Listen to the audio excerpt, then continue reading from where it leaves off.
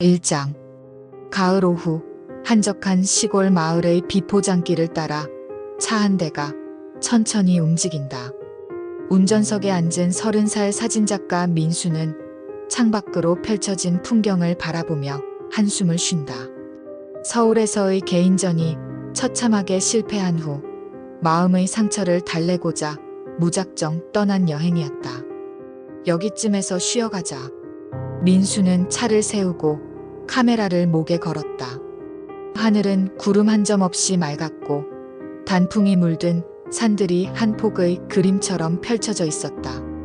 하지만 그의 마음은 여전히 무겁다. 10년 넘게 사진을 찍어왔지만 아직도 세상에 인정받지 못한 무명작가일 뿐이었다. 숲길을 따라 걷던 민수는 우연히 낡은 철문을 발견한다. 문은 반쯤 열린 채로 삐걱거리며 바람에 흔들리고 있었다. 호기심에 이끌린 그는 문 너머를 들여다본다. 와, 이런 곳이 있었구나. 철문 안쪽으로는 울창한 나무들 사이로 오래된 서양식 저택이 보였다. 3층 규모의 큰 집이었지만 외벽은 덩굴 식물로 뒤덮여 있고 곳곳이 낡아 보였다. 그럼에도 불구하고 저택에서는 신비롭고 고풍스러운 분위기가 물씬 풍겨나왔다. 민수는 망설임 없이 카메라를 들어 올렸다. 이런 피사체는 흔히 만날 수 있는 게 아니었다. 셔터를 누르는 순간 마치 시간이 멈춘 듯한 착각이 들었다. 바람조차 잠시 멈춘 것 같았다. 이곳에서 사진 전시를 열면 대박이 나겠는데. 민수의 머릿속에 번뜩이는 아이디어가 떠올랐다. 요즘 페어 투어나 빈티지 콘셉트가 인기를 끌고 있었다. 이런 분위기 좋은 저택에서 개인전을 연다면 분명 화제가 될 것이다. 그는 철문을 완전히 열고 저택으로 다가갔다. 정원은 잡초로 뒤덮여 있었지만 오히려 그것이 더욱 운치 있어 보였다. 돌계단을 오르며 현관문을 살펴보니 놀랍게도 문이 잠겨 있지 않았다. 아무도 살지 않는 것 같은데. 민수는 조심스럽게 문을 밀어보았다. 문은 무거운 신음소리를 내며 천천히 열렸다. 현관홀은 높은 천장과 웅장한 계단이 인상적이었다. 햇빛이 창문을 통해 들어와 먼지 입자들이 황금빛으로 춤추고 있었다. 허가받지 않고 들어와도 될까? 잠시 망설였지만 호기심이 더 컸다. 민수는 저택 안으로 발걸음을 옮겼다. 바닥은 대리석으로 되어 있었고 벽에는 오래된 그림들이 걸려 있었다. 모든 것이 먼지로 뒤덮여 있었지만 한때 이곳이 얼마나 화려했을지 짐작할 수 있었다. 1층을 둘러본 후 민수는 계단을 올라가 2층으로 향했다. 복도 양쪽으로 여러 개의 방이 있었고 그중 하나의 문이 살짝 열려 있었다. 그는 그 방으로 들어갔다. 서재 같은 방이었다. 큰 나무 책상과 가죽 의자, 그리고 벽면을 가득 채운 책장들. 하지만 민수의 시선을 사로잡은 것은 책상 위에 놓인 오래된 가죽 앨범이었다. 누군가 남겨둔 건가? 민수는 앨범을 조심스럽게 펼쳤다. 첫 페이지부터 흑백 사진들이 가득했다. 1950년대쯤으로 보이는 오래된 사진들이었다. 가족 사진, 결혼식 사진, 아이들의 성장 과정을 담은 사진들. 평범한 가족 앨범인 것 같았다. 하지만 한 장의 사진에서 민수의 손이 멈췄다. 젊은 남성의 단독 사진이었는데 그 얼굴이 놀라울 정도로 자신과 닮아 있었다. 똑같은 눈매, 똑같은 코, 심지어 머리카락의 곱슬기까지 비슷했다. 이상하네. 정말 나를 닮았어. 민수는 사진을 자세히 들여다보았다. 사진 속 남성은 자신과 같은 옷차림을 하고 있었다. 아니, 정확히는 자신이 지금 입고 있는 것과 같은 스타일의 옷이었다. 검은색 터틀넥과 베이지색 코트. 우연의 일치치고는 너무나 기묘했다. 민수는 다른 페이지들도 넘겨보았다. 그 남성이 나오는 사진이 여러 장 더 있었다. 모든 사진에서 그는 미소를 짓고 있었지만 왠지 그 미소가 슬퍼 보였다. 마지막 사진에는 그 남성이 이 저택 앞에 서 있는 모습이 담겨 있었다. 배경이 지금과 똑같았다. 같은 계단, 같은 현관문, 심지어 같은 각도에서 촬영된 것 같았다. 정말 신기하네. 민수는 앨범을 덮고 주변을 둘러보았다. 해가 기울어 방 안이 점점 어두워지고 있었다. 오늘은 이 정도로 만족하고 돌아가야겠다고 생각했다. 저택을 나서며 민수는 뒤를 돌아보았다. 2층 창문 중 하나에서 누군가가 자신을 내려다보는 것 같은 착각이 들었다. 하지만 다시 보니 그저 커튼이 바람에 흔들리는 것뿐이었다. 차로 돌아가는 길, 민수의 머릿속에는 온통 그 앨범과 사진 속 남성 생각뿐이었다. 그리고 이상하게도 내일 또 이곳에 와야 할 것 같은 강한 충동을 느끼고 있었다. 2장. 다음 날 아침, 민수는 평소보다 일찍 잠에서 깼다. 꿈속에서 계속 그 저택과 앨범 속 남성이 나타났기 때문이었다. 꿈에서 그 남성은 자신을 향해 손을 뻗으며 무언가 말하려 하고 있었지만 목소리는 들리지 않았다. 이상한 꿈이었네. 민수는 머리를 털며 일어났다. 하지만 그 꿈이 단순한 꿈이 아닌 것 같은 기분이 들었다. 너무나 생생하고 현실적이었다. 아침을 대충 해결한 후 민수는 다시 저택으로 향했다. 어제와 같은 길이었지만 오늘은 왠지 더 음산한 기분이 들었다. 하늘도 구름으로 뒤덮여 어둡고 우울했다. 저택에 도착한 민수는 주저없이 안으로 들어갔다. 어제와 달리 오늘은 1층부터 차근차근 살펴보기로 했다. 거실, 주방, 서재 등을 둘러보며 사진을 찍었다. 모든 방이 마치 주인이 잠시 나간 것처럼 정리되어 있었다. 오후가 되어서야 민수는 다시 2층 서재로 올라갔다.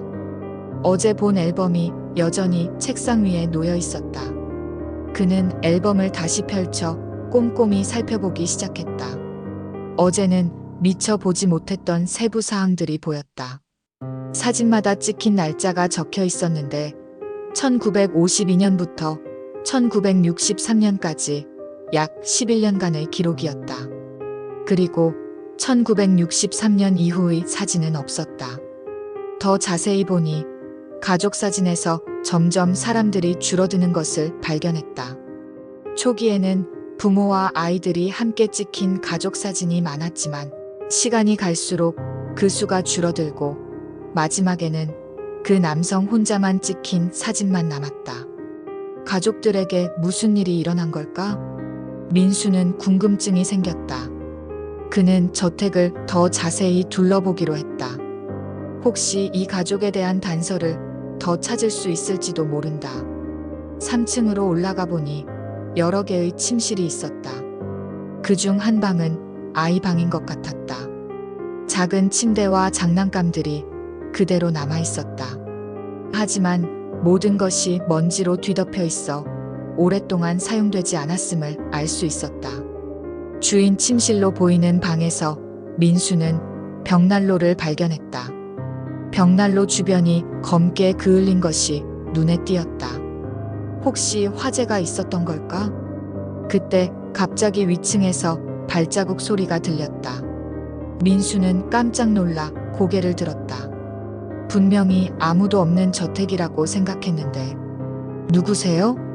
대답이 없었다. 하지만 발자국 소리는 계속 들렸다. 마치 누군가 위층을 천천히 걸어 다니는 것 같았다. 민수는 조심스럽게 계단을 올라갔다. 4층은 다락방 같은 구조였다. 좁은 복도와 작은 방들이 있었다. 하지만 아무도 없었다. 발자음도 이제 들리지 않았다. 바람 소리였나? 민수는 자신을 안심시키며 다시 아래층으로 내려갔다. 하지만 이상한 기분이 계속 들었다. 마치 누군가 자신을 지켜보고 있는 것 같은 느낌이었다. 해가 저물어 가자 민수는 저택을 떠나기로 했다. 현관문을 나서는 순간 뒤에서 문이 저절로 닫히는 소리가 들렸다. 돌아보니 문이 꽁꽁 닫혀 있었다. 이상하네. 분명히 열어두고 나왔는데. 하지만 깊게 생각하지 않기로 했다. 오래된 집이니까 문이 저절로 닫힐 수도 있는 일이었다. 그날 밤 민수는 또다시 이상한 꿈을 꾸었다. 꿈속에서 그는 저택 안에 있었다. 어둠 속에서 누군가가 자신을 부르고 있었다. 목소리는 자신의 것과 똑같았지만 어딘가 절망적이고 슬픈 톤이었다. 돌아와야 해. 이곳이 너의 집이야. 민수는 그 목소리를 따라 저택 안을 헤맸다. 복도를 지나고 계단을 오르며 목소리의 주인을 찾으려 했다. 하지만 가까워질수록 목소리는 더 멀어져만 갔다. 마침내 서재에 도착했을 때 민수는 책상 앞에 앉아있는 남성을 보았다. 뒷모습이었지만 분명히 앨범 속 그 남성이었다. 그가 천천히 고개를 돌렸다. 그 얼굴은 민수 자신의 얼굴이었다. 하지만 눈빛이 달랐다. 깊은 절망과 외로움이 서려 있었다. 드디어 왔구나. 기다리고 있었어. 그 순간 민수는 꿈에서 깨어났다. 온몸이 식은땀으로 젖어 있었다. 시계를 보니 새벽 3시였다. 하지만 다시 잠들기가 어려웠다. 그 꿈이 너무나 생생했기 때문이었다. 다음 날 민수는 마을 주민들에게 그 저택에 대해 물어보기로 했다. 마을 입구의 작은 상점에서 할머니를 만났다. 아, 그 저택 말이군요. 거기는 가면 안 되는 곳이에요. 할머니의 표정이 어두워졌다. 왜요? 무슨 일이 있었나요? 수십 년 전에 화재가 있었어요. 온 가족이 다 죽었는데 막내 아들만 살아남았다고 했어요. 하지만 그 후로 그 아이도 행방불명이 되었지요. 민수의 심장이 빨라졌다. 언제쯤 일이었는지 알 수 있을까요? 1963년이었을 거예요. 제가 아직 어렸을 때였거든요. 그 후로 그 집에는 아무도 살지 않고 있어요. 가끔 이상한 소리가 난다고 해서 마을 사람들도 가까이 가지 않아요.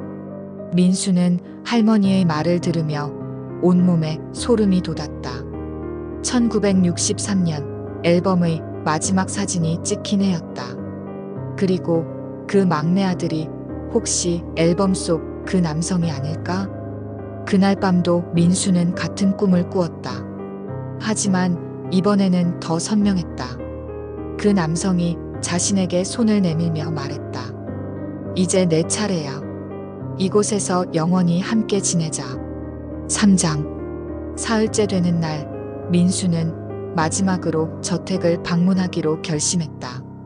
할머니의 이야기를 듣고 나니 더 이상 이곳에 머물러서는 안 될 것 같았다. 하지만 동시에 그 앨범과 진실에 대한 호기심을 떨쳐낼 수 없었다. 이번에는 손전등과 돋보기를 준비해 갔다. 앨범을 더 자세히 살펴볼 작정이었다. 혹시 놓친 단서가 있을지도 모른다. 저택에 도착하니 날씨가 흐려지고 있었다. 바람도 세졌다.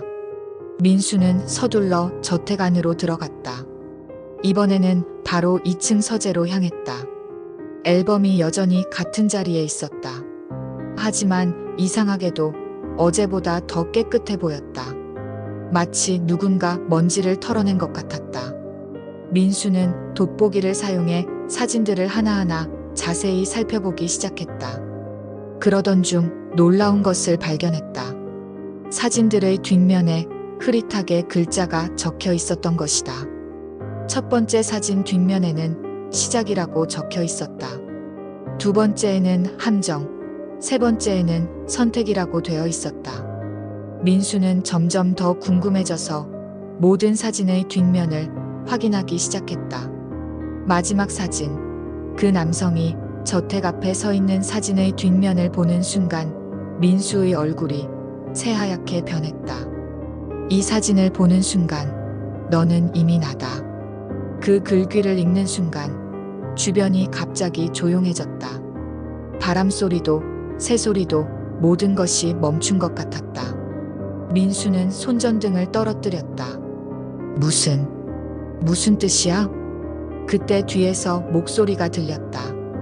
드디어 깨달았구나. 민수는 천천히 뒤를 돌아보았다. 서재 문 앞에 그 남성이 서 있었다. 앨범 속에서 나온 그 남성이. 하지만 지금은 반투명한 모습이었다. 너는 누구야? 나는 이 집의 마지막 주인이었어. 그리고 이제 너는 나의 자리를 대신하게 될 거야. 남성이 천천히 다가왔다. 그의 얼굴은 점점 더 민수와 닮아갔다. 무슨 소리야? 이해할 수 없어. 이해할 필요 없어. 이것은 운명이니까. 1963년 화재가 났을 때 나는 가족들을 구하지 못했어. 그 죄책감에 여기서 영원히 머물게 되었지. 남성의 목소리에는 깊은 슬픔이 담겨 있었다. 하지만 혼자서는 너무 외로웠어. 그래서 기다렸지. 나와 같은 사람이 이곳에 오기를. 나는 너와 다르다고. 민수가 소리쳤다. 하지만 그의 목소리가 점점 작아졌다. 뭔가 이상한 일이 일어나고 있었다. 자신의 몸이 점점 투명해지고 있는 것 같았다. 거부할 수 없어. 이미 시작됐으니까. 너는 앨범을 보았고 이곳에 매일 왔고 나의 이야기에 빠져들었어. 그것이 시작이었어. 민수는 거울을 찾아 자신의 모습을 확인하려 했다. 하지만 거울 속에 비친 자신의 얼굴은 점점 그 남성과 같아지고 있었다. 눈빛도 같아지고 표정도 같아지고 있었다. 안 돼. 이런 일은 있을 수 없어. 하지만 아무리 저항해도 소용없었다. 민수의 의식이 점점 흐려졌다. 그리고 점점 그 남성의 기억들이 자신의 것처럼 느껴지기 시작했다. 1963년의 그 끔찍한 밤. 화재가 시작되었을 때의 공포, 가족들의 비명소리, 그리고 혼자 살아남은 죄책감. 모든 것이 민수의 머릿속으로 흘러들어왔다. 이제 이해하겠어. 민수의 목소리가 바뀌었다. 그 남성과 똑같은 톤이 되었다. 그래, 이제 너는 나야. 그리고 나는 너야. 우리는 하나가 된 거야. 저택의 모든 문이 하나씩 닫히기 시작했다. 쾅, 쾅, 쾅. 무거운 소리를 내며 모든 출입구가 봉쇄되었다. 창문들도 저절로 닫혔다. 이제 영원히 이곳에서 살게 될 거야. 그리고 다음 희생자를 기다리는 거야. 민수는, 아니, 이제 그는 민수가 아니었다. 그는 저택의 새로운 주인이 되었다. 그리고 앨범에는 새로운 사진이 추가되었다. 민수가 저택 앞에 서 있는 사진이. 몇 년 후 또 다른 사진작가가 이 저택을 발견하게 될 것이다. 그리고 같은 일이 반복될 것이다. 그것이 저택의 저주였다. 외로움에 갇힌 영혼이 새로운 동반자를 찾는 끝없는 순환. 바람이 저택 주변을 돌며 슬픈 소리를 냈다. 마치 새로운 희생자의 도착을 예고하는 것처럼. 그리고 저택의 2층 창문에서는 누군가의 그림자가 다음 방문자를 기다리고 있었다. 앨범의 마지막 페이지에는 새로운 글귀가 적혀 있었다. 이야기는 끝나지 않는다. 새로운 시작일 뿐이다. 저택은 여전히 그 자리에 서 있다. 다음 희생자를 기다리며.